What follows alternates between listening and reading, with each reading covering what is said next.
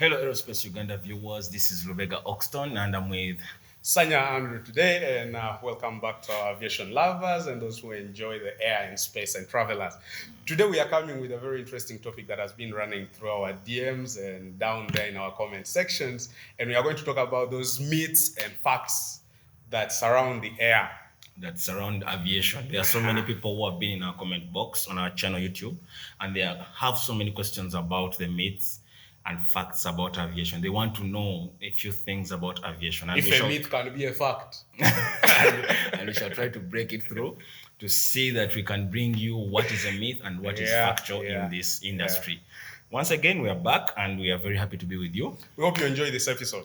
Thank you. It is a very nice one.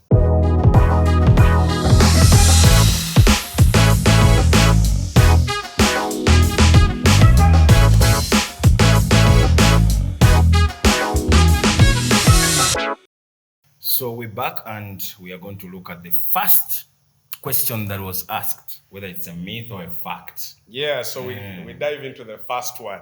And the first one goes like this: is air transport. Air transport. Is air transport a fact or a myth? Absolutely, it's a fact. It's an absolute fact. Air transport is the safest means of transport because of the regulators, the aircraft design and maintenance, pilot training, and air traffic control. We go through a lot of regulations. Before an aircraft is flown, there are so many people who are supposed to make sure that it's safe to fly, and the regulations put in place and the standards that are followed, safety standards, also bring upon the fact that it's the safest means of transport. Yeah, the greens and the reds. The greens and the reds. You know, right? It's a go or no go. Then also the advanced technology of the aircraft.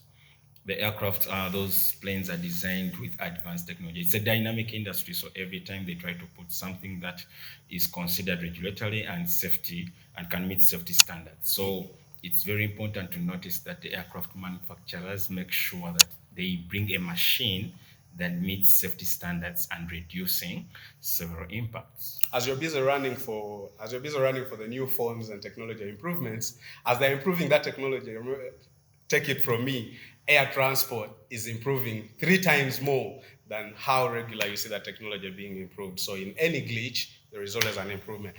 We also have the trainings that we go through, or the trainings that are taken through different individuals before you sit in a certain office, are very rigorous in a way that you do not have half-baked. Most cases things happen when someone is half-baked or people are half-baked to some, but the trainings are set out there and they are standard a certain level from one level to another. So the training is very rigorous and makes that air transport to be one of the most safest. And that is a big fact, because to get a pilot license, the training that we go under, we go through the medical certificates, the licensing, and there's other certificates. It's really. And this is regular. It's not like you do it once and forget. This is regular, so you may check it out and check out. You tick the box this time, and the next time you don't tick the box, then you don't go through again. So this is a recurring scenario. Then we have the checks and balances. Because aviation as a whole does not only entail one person, maybe the pilot, maybe the engineer, maybe maybe the controller. It's the whole team. So you're in a space where someone is checking on you, someone is telling you left is the wrong way, you have to go right. So someone is constantly reminding you of what you ought to do.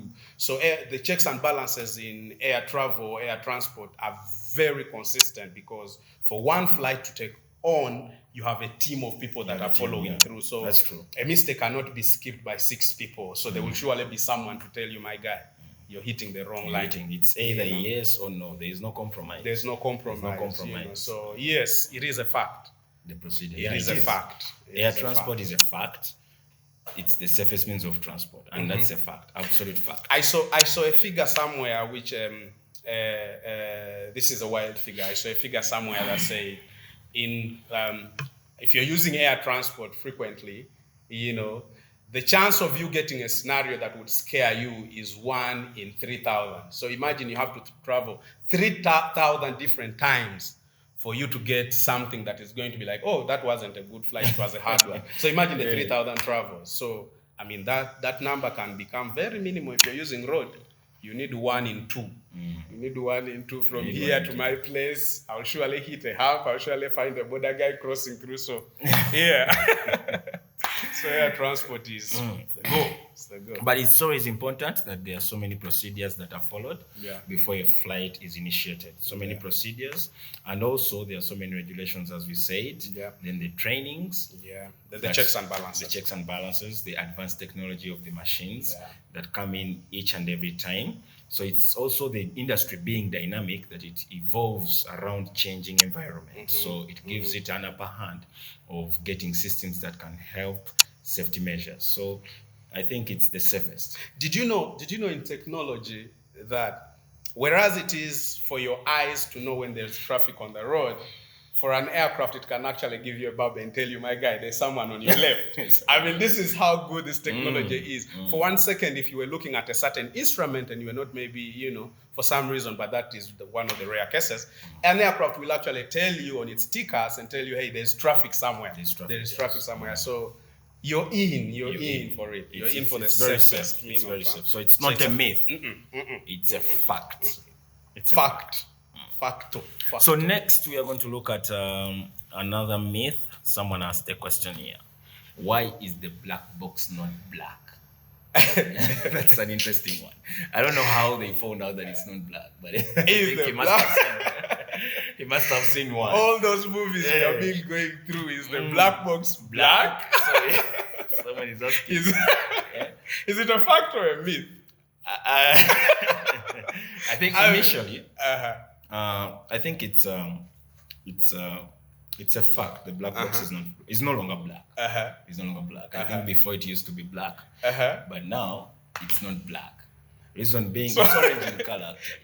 Oh, okay. Orange in color, and reason being because that paint that it has on the outside, it's fire resistant. Okay. So in case of any crash, it can easily not be destroyed.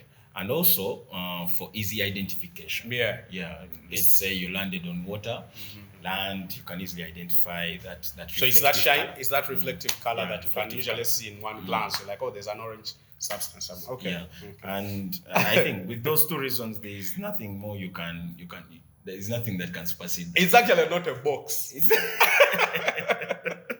I mean, it has a box-like shape somewhere, but it's more of a cylinder. It's a comparison. It's a combination of a cylinder and a box. So when someone says a black box, it's actually not a box. It's not typically one small box and all of that, So yeah, it's actually under aviation language. Yeah. In aviation language, it's a flight data recorder. Yeah. So it records data about the aircraft, how it's operating, and also the voices of the people within the cockpit or the crew. The cockpit voice recorder is also in that. In the black box. In the black box. The orange box. The orange machine. The orange cylinder box combined. Yeah. But it's very important actually. It's one of the most important equipment. Yeah, it's actually one of the things that are never destroyed in any crash. You will always find it somewhere. It is made in a certain way that it's a material and everything. It's very resistant to a lot of things. And even where it's placed. It's at the back. Location. It's usually at the back, that tail side.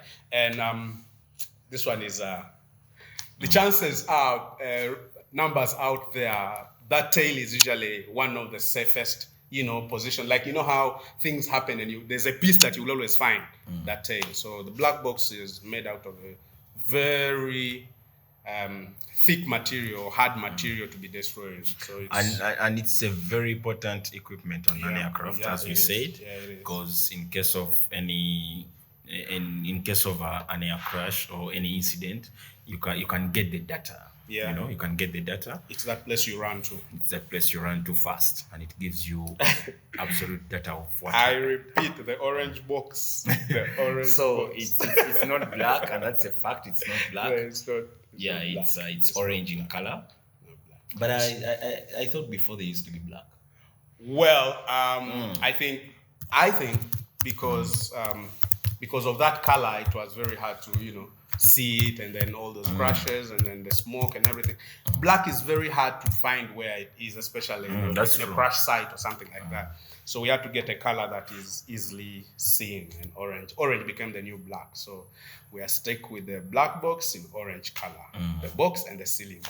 So that's yeah. So the black box is not black. That's a fact. Get ready to soar to new heights. It's time to embark on an extraordinary journey at the annual East African Air Show 2024. A convergence of innovation, inspiration, and excellence in aviation and tourism awaits you. This isn't just a show, it's a declaration of boundless possibilities. East African Air Show 2024 goes beyond the ordinary, igniting curiosity and redefining East Africa's aviation and tourism industries. From sustainability initiatives to cutting-edge advancements, this air show shapes the future of flight, celebrating pioneers in the field. Join us in transforming the ordinary into the extraordinary, where the skies become a canvas for the innovative spirit of East Africa to soar high. Boundless possibilities await at East African Air Show 2024. Partnering in the journey towards a future of endless innovation and excitement. Yes, we'll look into another question actually, and that, can lightning bring down an aircraft? Someone is asking, can lightning bring down an aircraft? Is it a myth or a fact that it can bring down an aircraft? Well, it's very normal to be scared when you're flying through a thunderstorm. It's typically normal, when you look at how lightning is maneuvering and acting on the ground. So it is very normal for you to be scared. However, in the old time when aviation was just starting, that would sound like a fact. However, as we speak now with the modern day commercial airliners, lightning cannot bring down an aircraft. That is a fact. Because of the design. Because of the design of that aircraft, the material it's made with.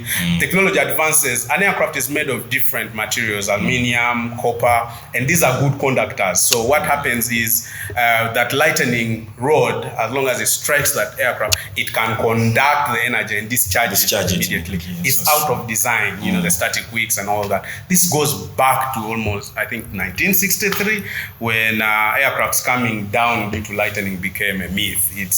It's very rare. Yes, it can cause structure damage. It can cause, navigation, just a break of interruptions, temporary disruptions. Minimal damage, but falling from the sky because of lightning, that has become a myth. It can no longer happen. Especially to the modern commercial airlines. Yeah. So I think overall, strikes can potentially cause damage, but not bring down an aircraft. Bring down an aircraft. It cannot. No. So it's a fact. Lightning cannot. We repeat, it cannot bring down. So that makes it a myth. It is a myth. But listen, it's typically normal for you to be scared. It's flying through a thunderstorm. There's turbulence and all that. It's okay, but you're typically safe. It can't cause potential damage. Rest assured. It can just cause only disruptive damage. You will reach home. And then someone here is asking, this is interesting. International pilots, do they speak English, or there is any other form of language? Is English a fact? Must we speak English? That's a fact. It's ICAO standard. Imagine. And FAA standard. Imagine we were flying an aircraft and I am speaking French and you're speaking Chinese or Spanish, and then the guy in the tower is speaking German. So Swahili. We have Swahili. The people from Kenya, habari. Imagine we are speaking all these different languages, but we want to reach a common goal. So the International Civil Aviation Organization, which is ICAO, standardized, and it got English as a standard, where all of us have to be gauged in that English, and it also created a proficiency check. Where it puts in still, even in the English, they put in for you stages. So as much as the proficiency runs from 1 to 6, but aviation is required for a minimum proficiency level 4. Right, so that we are certain that if you're speaking English at level 4, you can communicate with everyone. You know, so you can have outside communication. Yes. So it is a fact. All aviation language, international pilots speak English. Air traffic controllers. And also, it also helped. Aviation also came up with phonetics to help not confuse things. For example, aviation gives phonetics, which I think also is in the military or something, which gives phonetics like A, B, C, D. They have Alpha, Bravo, Charlie, Delta.